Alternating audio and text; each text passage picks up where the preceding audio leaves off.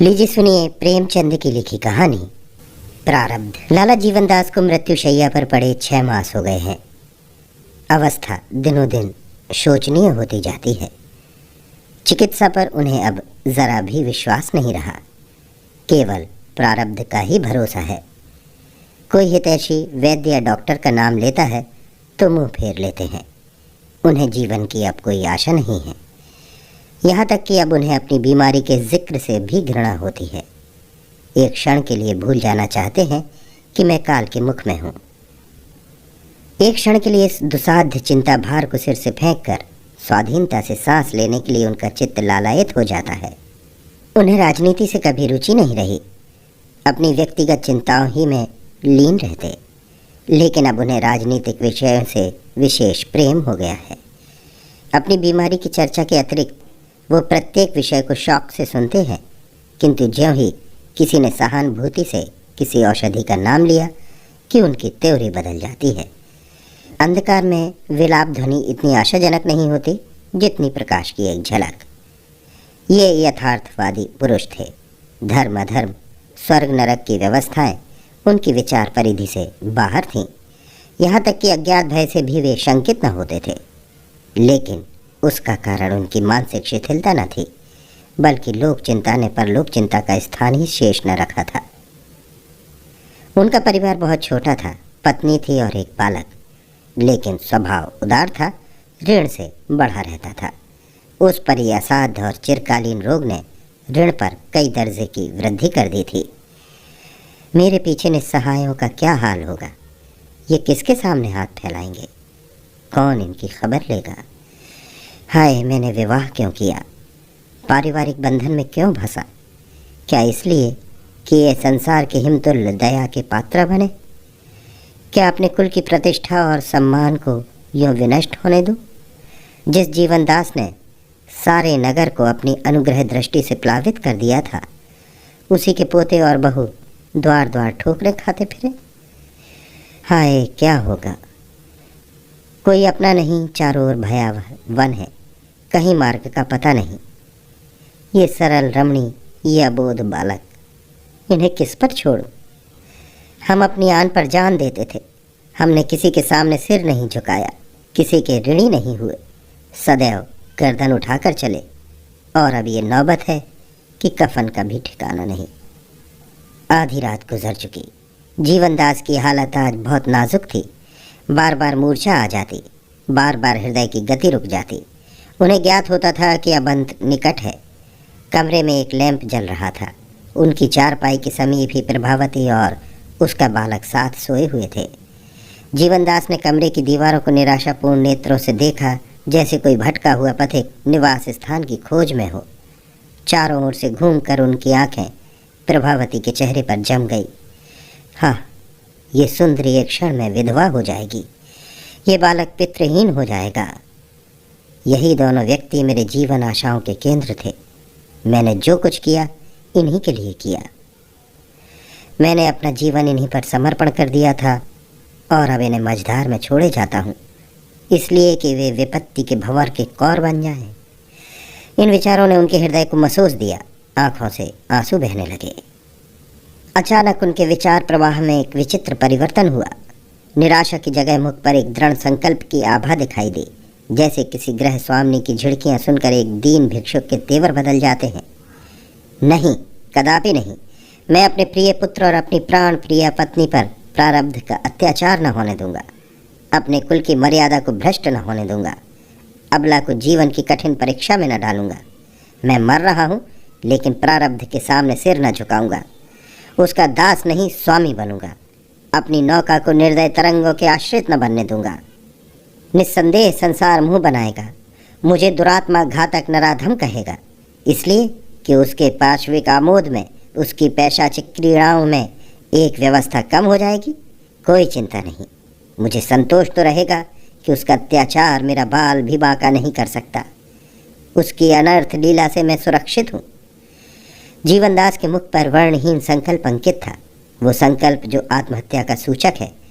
वो बिछौने से उठे, मगर हाथ पांव थरथर कांप रहे थे। कमरे की प्रत्येक वस्तु उन्हें आंखें फाड़ फाड़ कर देखती हुई जान पड़ती थी। अलमारी के शीशे में अपनी परछाई दिखाई दी। चौंक पड़े। वो कौन? ख्याल आ गया, ये तो अपनी छाया है। उन्होंने अलमारी से एक चमचा और एक प्याला निकाला। प्याले में वो जहरीली दवा थी जो डॉक्टर ने उनकी छाती पर मलने के लिए दी थी। प्याले को हाथ में लिए चारों ओर सहमी दृष्टि से ताकते हुए वो प्रभावती के सिरहाने पर आकर खड़े हो गए। हृदय पर करुणा का आवेग हुआ। आह, इन प्यारों को क्या मेरे ही हाथों मरना लिखा था? मैं ही इनका यमदूत बनूंगा? ये अपने ही कर्मों का फल है। मैं आंखें बंद करके वैवाहिक बंधन में फंसा। इन भावी आपदाओं की ओर क्यों मेरा ध्यान न गया? मैं उस समय ऐसा हर्षित और प्रफुल्लित था, मानो जीवन एक अनादि सुख स्वर है, एक एक सुधामय आनंद सरोवर। ये इसी अदूरदर्शिता का परिणाम है कि आज मैं ये दुर्दिन देख रहा हूँ। हठात उनके पैरों में कंपन हुआ, आंखों में अंधेरा छा गया, नाड़ी की गति बंद होने लगी। वे करुणामयी भावनाएं मिट गईं। शंका हुई, कौन जाने यही दौरा जीवन का अंत ना हो। वो संभल कर उठे और प्याले से दवा का एक चम्मच निकालकर प्रभावती के मुंह में डाल दिया। उसने नींद में 2-3 बार मुंह डुलाकर करवट बदल ली।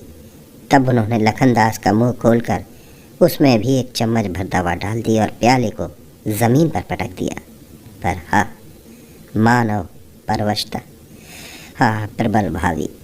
भाग्य की विषम क्रीड़ा अब भी उससे चाल चल रही थी।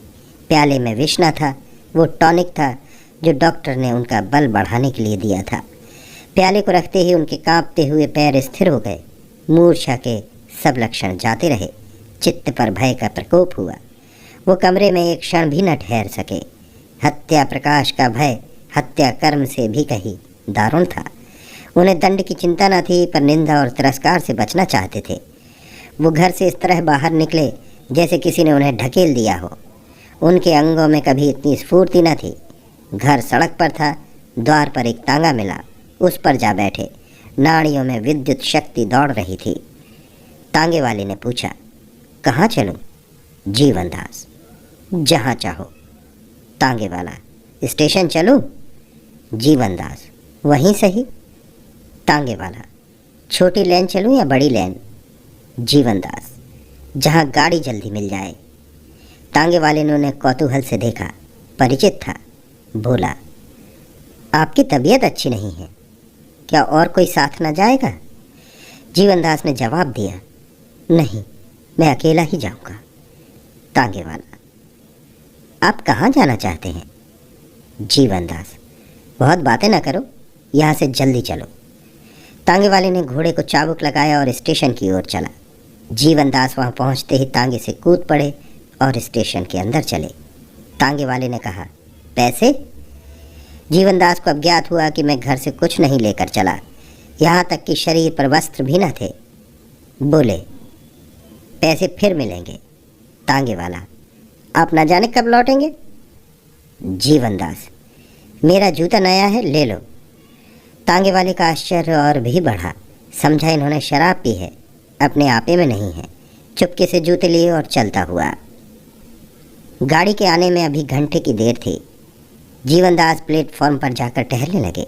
धीरे धीरे उनकी गति तीव्र होने लगी, मानो कोई उनका पीछा कर रहा है। उन्हें इसकी बिल्कुल चिंता न थी कि मैं खाली हाथ हूँ। जाड़े के दिन थे, लोग सर्दी के मारे अकड़े जाते थे, किंतु उन्हें ओढ़ने बिछोने की भी सुधि न थी। उनकी चैतन्य शक्ति नष्ट हो गई थी, केवल अपने दुष्कर्म का ज्ञान जीवित था।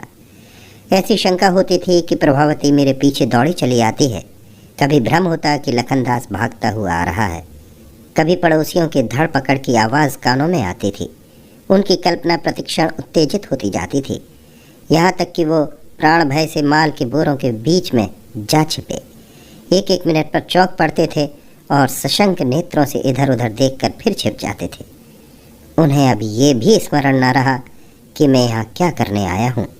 केवल अपनी प्राण रक्षा का ज्ञान शेष था। घंटियाँ बजी, मुसाफिरों के झुंड आने लगे।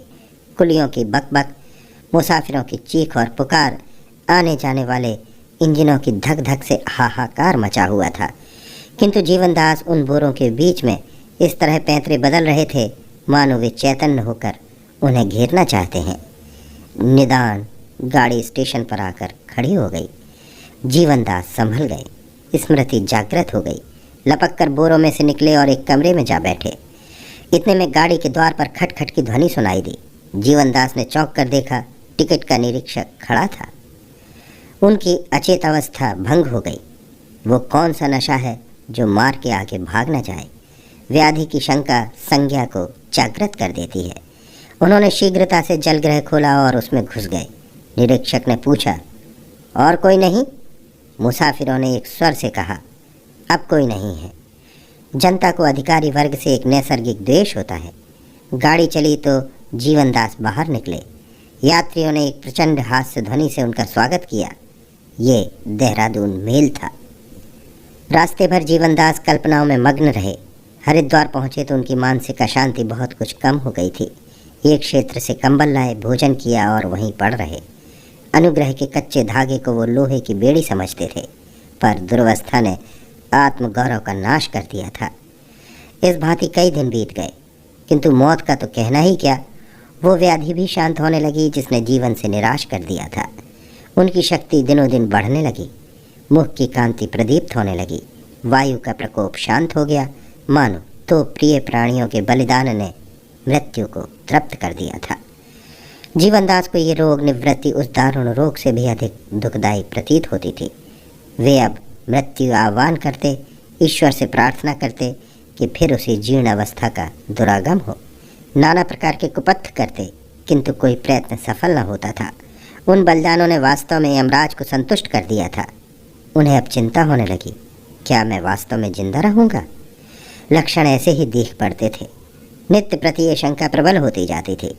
उन्होंने प्रारब्ध को अपने पैरों में झुकाना चाहा था, पर अब स्वयं उनके पैरों की रज चाट रहे थे। उन्हें बार बार अपने ऊपर क्रोध आता। कभी व्यग्र होकर उठते कि जीवन का अंत कर दूं, तकदीर को दिखा दूं कि मैं अब भी उसे कुचल सकता हूं। किंतु उसके हाथों विकट यंत्रणा भोगने के बाद उन्हें भय होता था कि कहीं इससे भी जटिल समस्या न उपस्थित हो जाए, क्योंकि उन्हें उसकी शक्ति का कुछ कुछ अनुमान हो गया था। इन विचारों ने उनके मन में नास्तिकता के भाव उत्पन्न किए। वर्तमान भौतिक शिक्षा ने उन्हें पहले ही अनात्मवादी बना दिया था। अब उन्हें समस्त प्रकृति अनर्थ और अधर्म के रंग में डूबी हुई मालूम होने लगी। यहाँ न्याय नहीं, दया नहीं, सत्य नहीं। असंभव है कि ये सृष्टि किसी कृपालु शक्ति के अधीन हो और उसके ज्ञान में नित्य ऐसे विभत्स, ऐसे भीषण अभिनय होते रहें। वो न दयालु है, न वत्सल है। वो सर्वज्ञानी और अंतर्यामी भी नहीं। निस्संदेह वो एक विनाशनी, वक्र और विकारमयी शक्ति है। सांसारिक प्राणियों ने उसकी अनिष्ट क्रीड़ा से भयभीत होकर उसे सत्य का सागर, दया और धर्म का भंडार, प्रकाश और ज्ञान का स्रोत बना दिया है।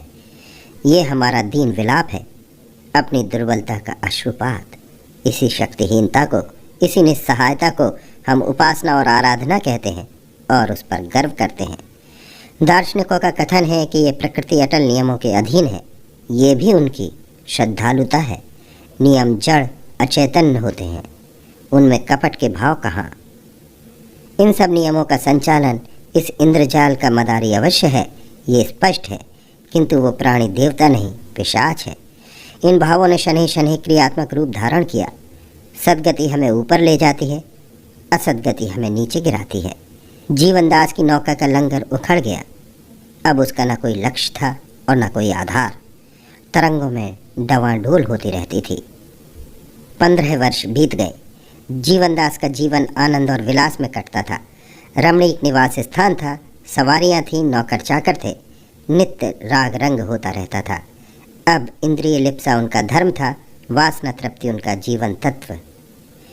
वे विचार और विवेक के बंधनों से मुक्त हो गए थे।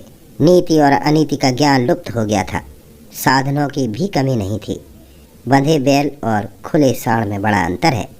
एक राते पाकर भी दुर्बल है, दूसरा घास पात ही खाकर मस्त हो रहा है। स्वाधीनता बड़ी पोषक वस्तु है। जीवनदास को अब अपनी स्त्री और बालक की याद न सताती थी। भूत और भविष्य का उनके हृदय पर कोई चिन्ह न था। उनकी निगाह केवल वर्तमान पर रहती थी। वो धर्म को अधर्म समझते थे और अधर्म को धर्म। उन्हें सृष्टि का ये मूल तत्व प्रतीत होता था। उनका जीवन स्वयं इसी दुर्नीति का उज्जवल प्रमाण था। आत्मबंधन को तोड़कर वे जितने उत्सित हुए, वहाँ तक उन बंधनों में पड़े हुए उनकी दृष्टि भी न पहुंच सकती थी। जिधर आँख उठती अधर्म का साम्राज्य दिख पड़ता था। यही सफल जीवन का मंत्र था। स्वेच्छाचारी हवा में उड़ते हैं, धर्म के सेवक एड़ियाँ रगड़ते हैं। व्यापार और राजनीति के भवन, ज्ञान और भक्ति के मंदिर, साहित्य और काव्य की रंगशाला, प्रेम और अनुराग मंडलियाँ सब इसी दीपक से आलोकित हो रही हैं। ऐसी विराट ज्योति की आराधना क्यों न की जाए। गर्मी के दिन थे, संध्या का समय। हरिद्वार के रेलवे स्टेशन पर यात्रियों की भीड़ थी।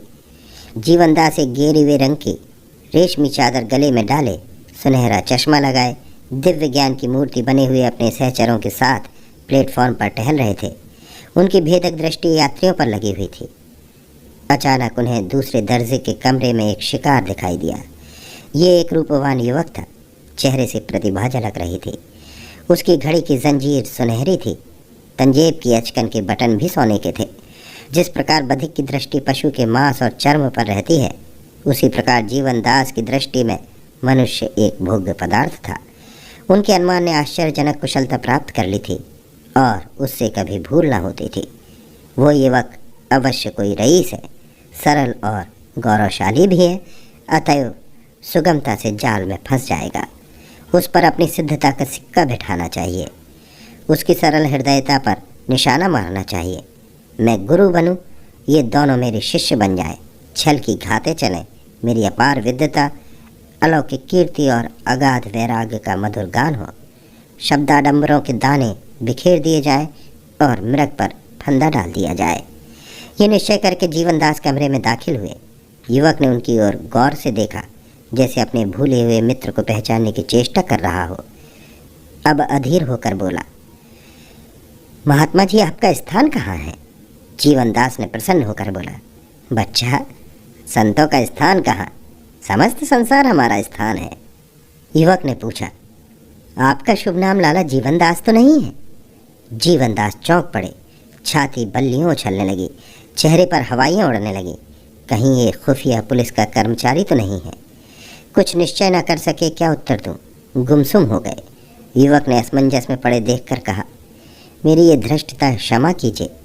मैंने ये बात इसलिए पूछी कि आपका श्रीमुख मेरे पिताजी से बहुत मिलता है। वे बहुत दिनों से गायब हैं। लोग कहते हैं सन्यासी हो गए। बरसों से उन्हीं की तलाश में मारा फिर रहा हूँ। जिस प्रकार क्षितिज पर मेघ राशि चढ़ती है और क्षणमात्र में संपूर्ण वायुमंडल को घेर लेती है, उसी प्रकार जीवनदास को अपने हृदय में पूर्व स्मृतियों की एक लहर से उठती हुई मालूम हुई। गला फंस गया और आंखों के सामने प्रत्येक वस्तु तैरती हुई जान पड़ने लगी। युवक की ओर सचेष्ट नेत्रों से देखा। स्मृति सजग हो गई। उसके गले से लिपट कर बोले, लखू। लखनदास उनके पैरों पर गिर पड़ा। मैंने बिल्कुल नहीं पहचाना। एक युग हो गया। आधी रात गुजर चुकी थी। लखनदास सो रहा था और जीवनदास खिड़की से सिर निकाले विचारों में मग्न थे। प्रारब्ध का एक नया अभिनय उनके नेत्रों के सामने था। वो धारणा जो अतीत काल से उनकी पथ प्रदर्शक बनी हुई थी, हिल गई। मुझे अहंकार ने कितना विवेकहीन बना दिया था। समझता था मैं ही सृष्टि का संचालक हूँ। मेरे मरने पर परिवार का अधा पतन हो जाएगा। पर मेरी ये दुश्चिंता कितनी मिथ्या निकली। जिन्हें मैंने विष दिया वे आज जीवित हैं, सुखी हैं और संपत्तिशाली हैं। असंभव था कि लक्खू को ऐसी उच्च शिक्षा दे सकता। माता के पुत्र प्रेम और अध्यवसाय ने कठिन मार्ग कितना सुगम कर दिया। मैं उसे इतना सच्चरित्र, इतना दृढ़ संकल्प, इतना कर्तव्यशील कभी न बना सकता। ये स्वावलंबन का फल है। मेरा विष उसके लिए अमृत हो गया। कितना विनयशील, हंसमुख, निष्प्रह और चतुर युवक है। मुझे तो अब उसके साथ बैठते भी संकोच होता है। मेरा सौभाग्य कैसे उदय हुआ है।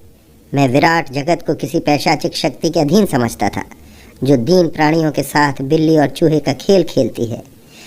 हे हाँ मूर्खता, हाँ अज्ञान।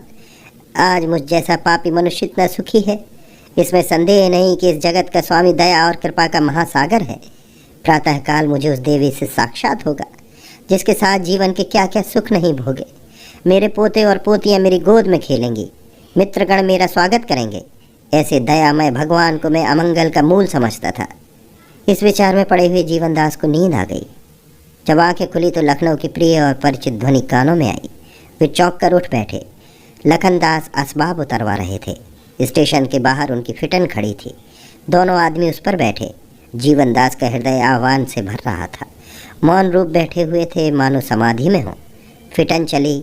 जीवनदास को प्रायः सभी चीज़ें नई मालूम होती थी। न वे बाजार, न वे गली कूचे, न वे प्राणी थे। युगांतर सा हो गया था। निदान उन्हें एक रमणीक बंगला सा दिखाई पड़ा, जिसके द्वार पर मोटे अक्षरों में अंकित था, जीवनदास पाठशाला। जीवनदास ने विस्मित होकर पूछा, क्या है? लखनलाल ने कहा, माताजी ने आपके स्मृति रूप ये पाठशाला खोली है। कई लड़के छात्रवृत्ति पाते हैं। जीवनदास का दिल और भी बैठ गया। मुंह से एक ठंडी सांस निकल आई। थोड़ी देर बाद फिटन रुकी।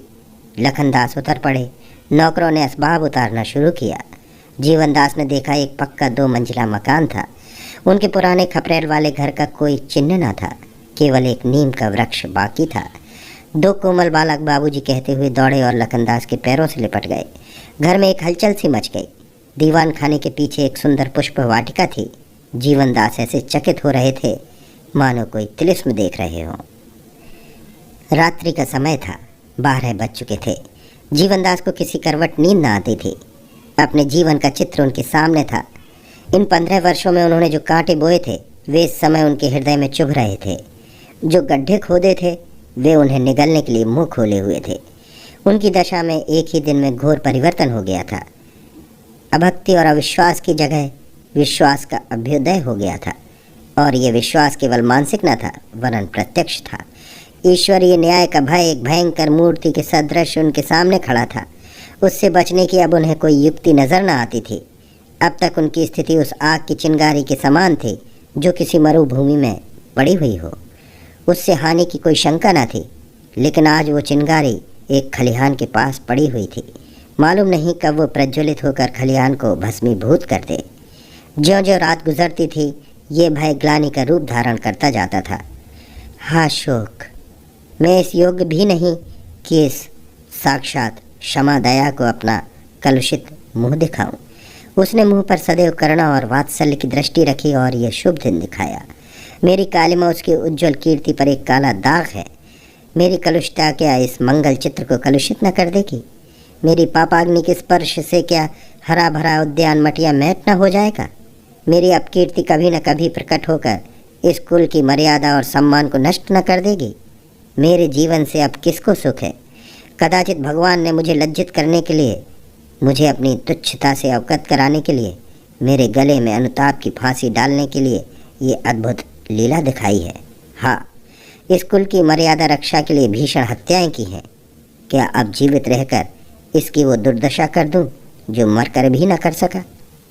मेरे हाथ खून से लाल हो रहे हैं। परमात्मन, वो खून रंग न लाए। ये हृदय पापों के कीटाणुओं से जर्जर हो रहा है। भगवान, ये कुल उनके छूत से बचा रहे। इन विचारों ने जीवनदास में ग्लानि और भय के भावों को इतना उत्तेजित किया कि वो विकल हो गए। जैसे परती भूमि में बीज का असाधारण विकास और प्रसार होता है, उसी प्रकार विश्वासहीन हृदय में जब विश्वास का बीज पड़ता है तो उसमें सजीवता और विकास का प्रादुर्भाव होता है। उसमें विचार के बदले व्यवहार का प्राधान्य होता है। आत्मसमर्पण उसका विशेष लक्षण होता है। जीवनदास को अपने चारों तरफ एक सर्वव्यापी शक्ति, एक विराट आत्मा का अनुभव हो रहा था। प्रतिक्षण उनकी कल्पना सजग और प्रदीप्त होती जाती थी।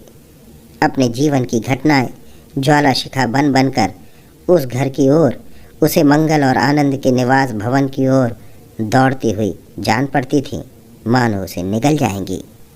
पूर्व की ओर आकाश अरुण वर्ण हो रहा था। जीवनदास की आंखें भी अरुण थीं। वे घर से निकले, हाथ में केवल धोती थी। उन्होंने अपने अनिष्टमय अस्तित्व को मिटा देने का निश्चय कर लिया था। अपनी पापाग्नि को आँच से अपने परिवार को बचाने का संकल्प कर चुके थे। प्राणपण से अपने आत्मशोक और हृदय दाह को शांत करने पर उद्यत हो गए थे। सूर्योदय हो रहा था। उसी समय जीवनदास गोमती की लहरों में समा गए। अभी आप सुन रहे थे प्रेमचंद की लिखी कहानी प्रारब्ध।